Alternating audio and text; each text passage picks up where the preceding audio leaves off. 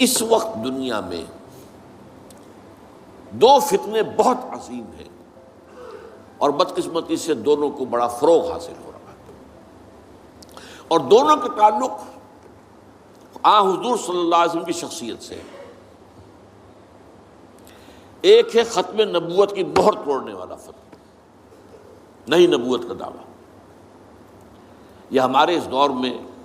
کچھ عرصے پہلے ایران میں ایک شخص بہاء اللہ اٹھا، اور بہائی آج بھی دنیا میں موجود ہے اور مسلمان ممالک میں موجود ہیں، اور ان کے جو ہے وہ اپنے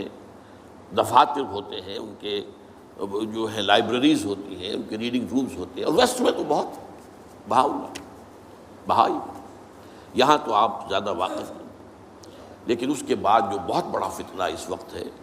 جسے مسلسل فروغ حاصل ہو رہا ہے ابھی،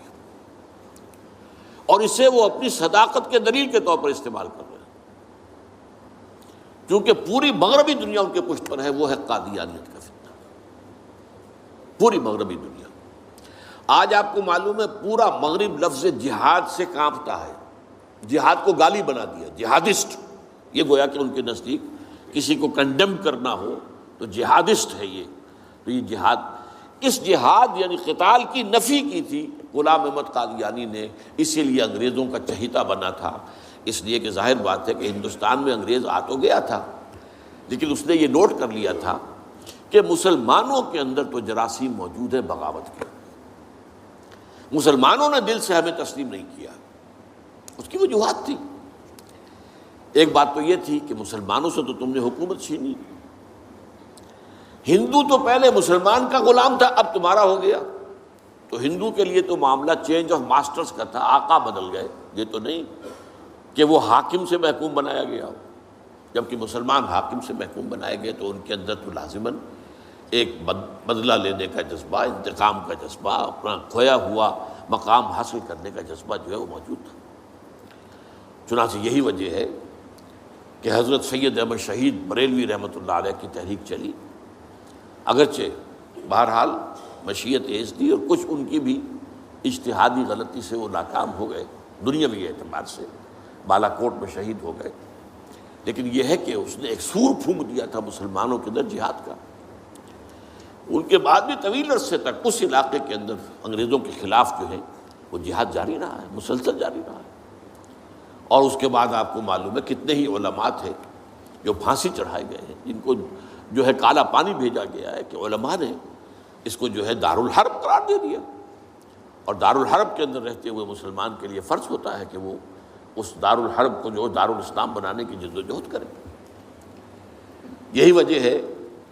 کہ 20ویں صدی کے آغاز تک بھی ہمیں سراغ ملتا ہے وہ ریشمی رومال کی تحریک۔ میرے نزدیک جو 14ویں صدی ہجری کے جو مجدد تھے حضرت شیخ الہند رحمۃ اللہ علیہ اسیر مالٹا، ان کی ریشمی رومال تحریک جو تھی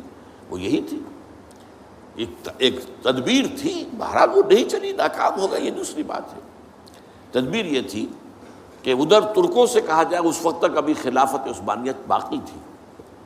یہ تو 1924 میں ختم ہوئی ہے، اور یہ میں بات کر رہا ہوں 1915 کی، کہ وہاں کسی کو بھیجا جائے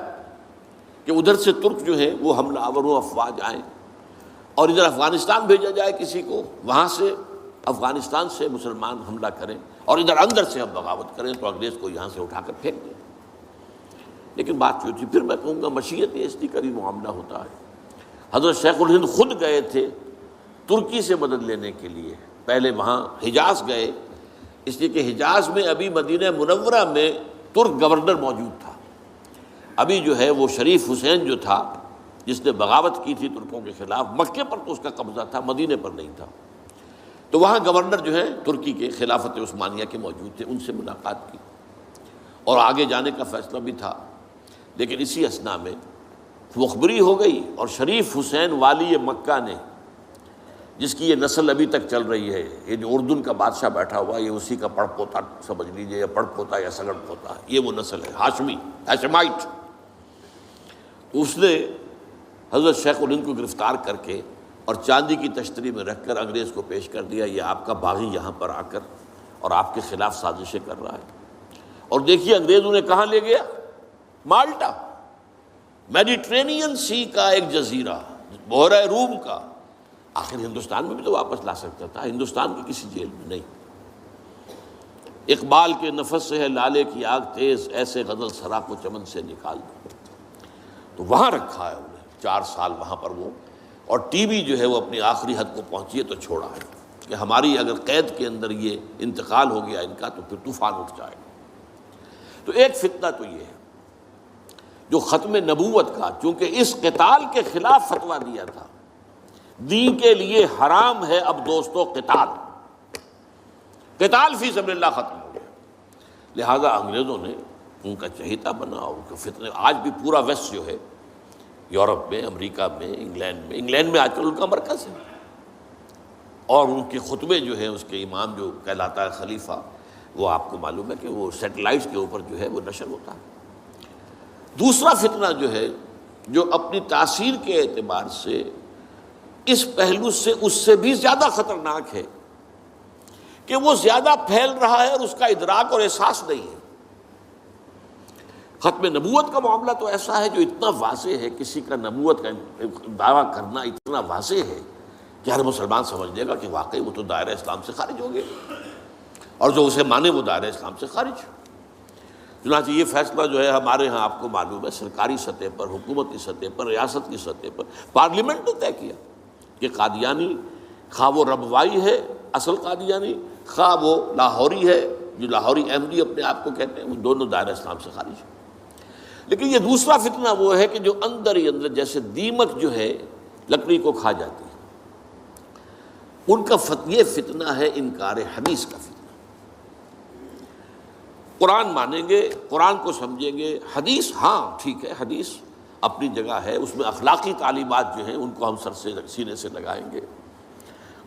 لیکن مطاع جو ہے حضور کی ذات صرف اپنے زمانے کے لیے تھی، بعد کے لیے نہیں۔ میں نے جو آج آپ کو آیات سنائی تھی، قل اطیعوا اللہ واطیعوا الرسول، اے نبی کہہ دیجئے اطاعت کرو اللہ کی اور اطاعت کرو رسول کی صلی اللہ علیہ وسلم۔ فَإِن تَوَلَّوْا، پھر اے نبی اگر یہ پیٹھ موڑ لے، فَإِنَّمَا عَلَيْهِ مَا حُمِّلَ وَعَلَيْكُمْ مَا حُمِّلْتُمْ، تو ان سے کہہ دیجئے، انہیں یہ بات بتا دیجئے کہ جو ذمہ داری ہم نے ڈالی اپنے رسول پر وہ اسی کے مسئول ہوں گے، جو ذمہ داری تم پر پڑی ہے اس کے مسئول تم ہوگے۔ وَإِن تُطِيعُوهُ تَهْتَدُوا، اور اگر تم ان کی اطاعت کرو گے تبھی تم ہدایت پر ہوگے۔ دوسرا سورۃ تغابن کی آیت میں نے آپ کو سنائی تھی، وَأَطِيعُوا اللَّهَ وَأَطِيعُوا الرَّسُولَ فَإِن تَوَلَّيْتُمْ فَإِنَّمَا عَلَىٰ رَسُولِنَا الْبَلَاغُ الْمُبِينُ، اطاعت کرو اللہ کی، اطاعت کرو رسول کی صلی اللہ علیہ وسلم۔ پھر اگر تم نے پیٹھ موڑ لی تو جان لو کہ ہمارے رسول پر تو صرف پہنچا دینے کی ذمہ داری تھی، آگے تم مسئول ہو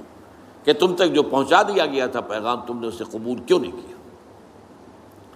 یہ جو اطاعت رسول ہے یہ دائمی ہے، یہ ایسا نہیں ہے کہ صرف حضور اس کے لیے الفاظ استعمال کر دیتے ہیں۔ وہ مرکز ملت اپنے دور میں اپنے زمانے میں مرکز ملت تھے محمد صلی اللہ علیہ وسلم، لہٰذا امیر جماعت کی حیثیت سے، امیر ملت کی حیثیت سے ان کا حکم مانا جانا ضروری تھا۔ لیکن آئندہ تو جو بھی امیر ہوگا، جو بھی مرکز ملت ہوگا، جو بھی حکومت بنے گی، جو بھی مسلمانوں میں حاکم ہوگا، ان کی اطاعت فرض ہے۔ اور یہ فتنہ اس تیزی سے پھیلا ہے، اس تیزی سے پھیلا ہے، اس لیے کہ شریعت کی بہت سی پابندیاں ان لوگوں نے اسی حوالے سے حدیث کو اٹھا کر پھینک دیا۔ پردہ کوئی شے نہیں ہے، کوئی خاص شے نہیں ہے، پردہ جو ہے یہ تو ایک خاص دور کا کلچر تھا بس۔ اب قرآن مجید کی آیات کی جو ہے وہ غلط تعویلیں کر رہے ہیں، ترجمے غلط کر رہے ہیں۔ اب عام آدمی جو ہے، عام جدید تعلیم یافتہ آدمی جو ہے، اسے کہاں عربی کا پتہ ہے، وہ اسے کہاں پتہ چلتا ہے کہ یہ جو آیت کا ترجمہ کیا جا رہا ہے یہ غلط کیا جا رہا ہے، ٹیڑھا کیا جا رہا ہے۔ یہی آیات کے ترجمے میں تحریف قادیانیوں نے کی ہے۔ ان کا ایک عام مبلغ اور ان کے زیر اثر کوئی شخص آئے آپ سے بات کرے، آپ ہکا بکا رہ جائیں گے، وہ آیتوں پر آیتیں پیش کرے گا، لیکن ترجمے اس کے غلط کر رہے ہیں۔ آخر وہی آیتیں ہیں جو 1400 برس تھے مسلمان جو ہیں صحابہ سے لے کر اور ہمارے دور تک علماء پڑھتے آئے ہیں، ان کا ترجمہ انہوں نے کیا۔ تو یہاں پر بھی یہ ہے کہ وہ تعویلیں غلط کرتے ہیں، اور ایسی ایسی تعویلیں کہ ذرا سے بھی عقل اگر ہوتا کیا ہے، انسان کی مت ماری جاتی ہے۔ کسی خاص معاملے میں آپ کسی شخص سے متاثر ہو گئے، اب اس کی ہر بات آپ قبول کرتے جائیں گے، اس پر جو ہے تنقیدی نگاہ نہیں ڈالیں گے، یہ کمزوری ہے۔ چنانچہ ایسی ایسی تعویلیں بھی ہیں کہ یہ قرآن مجید میں جو آیا ہے کہ چور مرد ہو یا عورت ہو کے ہاتھ کاٹ دیے جائیں، اس کا مطلب ہاتھ کاٹنا نہیں ہے، تو مولویوں نے خامخواہ غلط بات سمجھی ہے، تو بڑا وحشیانہ فعل ہے۔ اس کا مطلب یہ ہے ہاتھ کاٹ دو، جیسے کہ کبھی والدین کہتے ہیں اپنے بیٹے، بیٹے تم نے تو ہمارے ہاتھ کاٹ دیے، یعنی کوئی معاملہ ایسا ہے کہ تم نے ایسی بات کر دی ہے کہ اب ہمارے پاس کچھ نہیں رہا، کوئی چارہ کاری نہیں، تو گویا کہ تم نے ہمارے ہاتھ کاٹ دیے۔ تو ایسا معاشرہ پیدا کر دو کہ چوری کی ضرورت ہی نہ ہو، بس یہ ہے ہاتھ کاٹ دینا، معاذ اللہ۔ حالانکہ قرآن مجید اس کے بعد کہتا ہے جزاء لما کسبا نکالا من اللہ، یہ جو سزا ہے اللہ کی طرف سے اور ان کے کیے کا کرتوت کا بدلہ ہے، یہ بات کہی جا رہی ہے۔ تو یہ جو ہے ایسا نظام قائم کر دینا، یہ کوئی سزا ہے، یہ کوئی عبرت کی بات ہے، یہ تو بہت اچھی بات ہے۔ لیکن یہ کہ وہ لوگ جو پرویز غلام احمد پرویز، عجیب بات یہ ہے کہ پنجاب نے یہ دو غلام احمد پیدا کیے، غلام احمد قادیانی، غلام احمد پرویز، ایک نے مہر ختم نبوت کو توڑا اور ایک نے حدیث کے بارے میں اور مستقل طور پر